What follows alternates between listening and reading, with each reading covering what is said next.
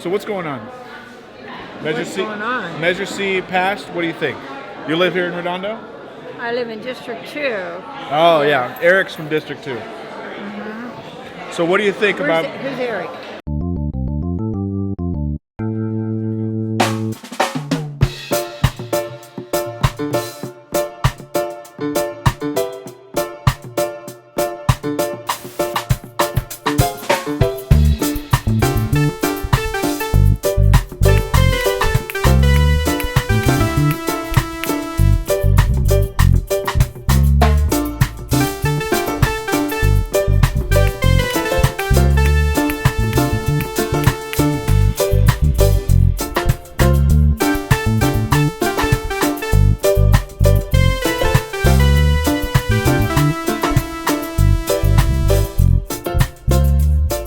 From Mundo Corp, this is Epic Hayashi.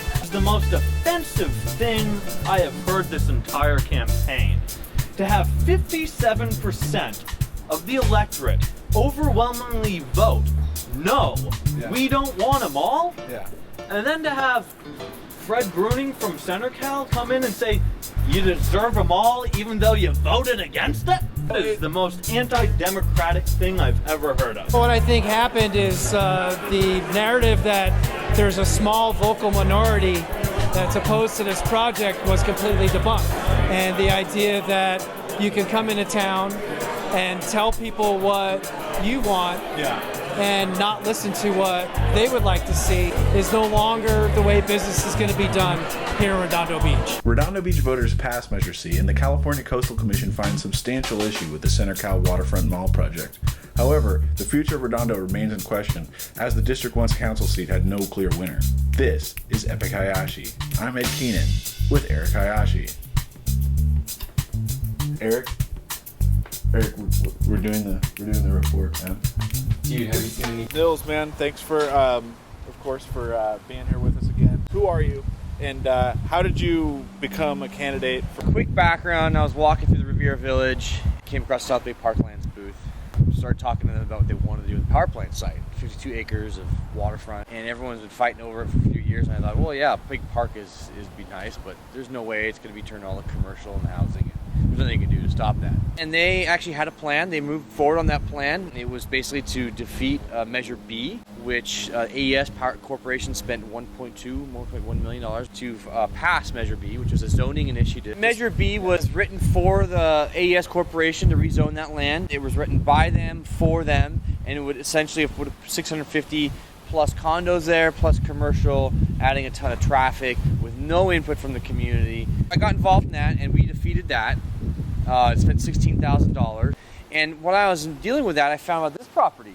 I live 2-3 blocks up here. I found out they wanted to put in 180 apartments here, add 50% of the commercial square footage up to 38,000 square feet, and then keep the hotel as well. They wanted to essentially build a 7-story building, 3 stories of underground parking, and then 4 stories of above-level apartments and commercial. And the city said there'd be no impact to traffic and parking, and they would have been 120 parking spots short.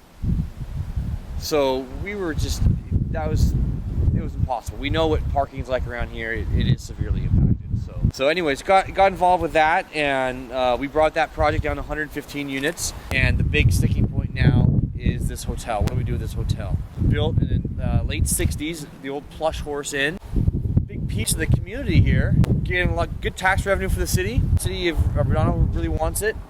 And unfortunately, the developer here is an apartment developer. They want to do this apartment project here first, in the commercial, and then they deal with the hotel. You know, it's got to be having amenities. Right now they have a pool, they have some meeting space and some restaurants. The problem is, when they do this project here, they won't have enough parking for anything. Definitely needs at least some kind of renovation or something, because I'm looking pretty sorry the way it is right now. We're really deeply concerned about this project. I mean, it's a beautiful corner. It's a jewel of a corner, really, is what it is. And it's lied here with complete disrepair for the last 10 years or so. And it's a complete waste for the community. One thing that I think is worth bringing up is immediately to the east, or I guess to the south, along PCH, there is kind of a development. You know, it's underground, and then they have a lot of townhomes, and it's really dense right there. I was looking at that from the aerial, and I don't know how get a fire truck in there. Really Right. dense, and that seems like a case of developer kind of gone wild. This is even more important because it's a corner. Right. You know, that's sort of in between. What you're talking about is the 1800 PCH. Ortega 120 is there. Yeah. It's a good place. I like yeah, it. Great restaurants. Yeah. The only restaurants actually survived there. It was built in the mid-90s. They originally asked for 220 condos. Through the planning process and city council, they eventually settled on 128. It used to be a car dealership. And a car dealership brings in great tax revenue for a city. But the commercial aspect of that location has always been horrible. And that's what we're afraid of here as well. We had a great hotel, an awesome hotel here, lots of tax revenues. All this commercial was doing really well.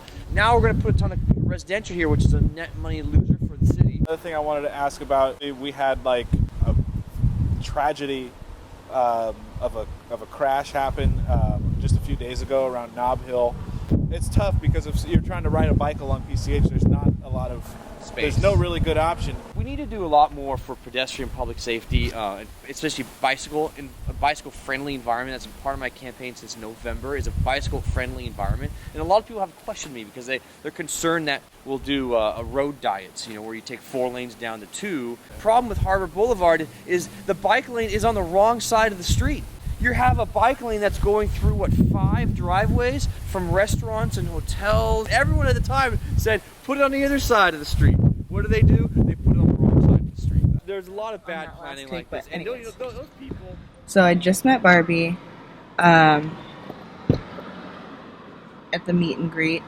She was like really nervous when she saw the camera. She told me to send her the email again with the YouTube channel. 2 weeks ago, I called her and left a voicemail.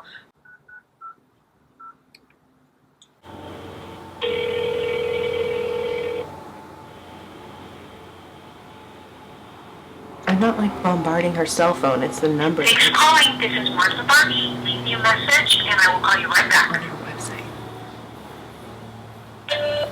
Hi Martha, this is Maddie Marine calling with Epic Hayashi. We're a YouTube channel that makes videos about local issues here in Redondo. We're really interested in making a video about the District 1 runoffs, and we'd love to schedule an interview with you. Please give us a call, 310. So much. Have a great night. Bye.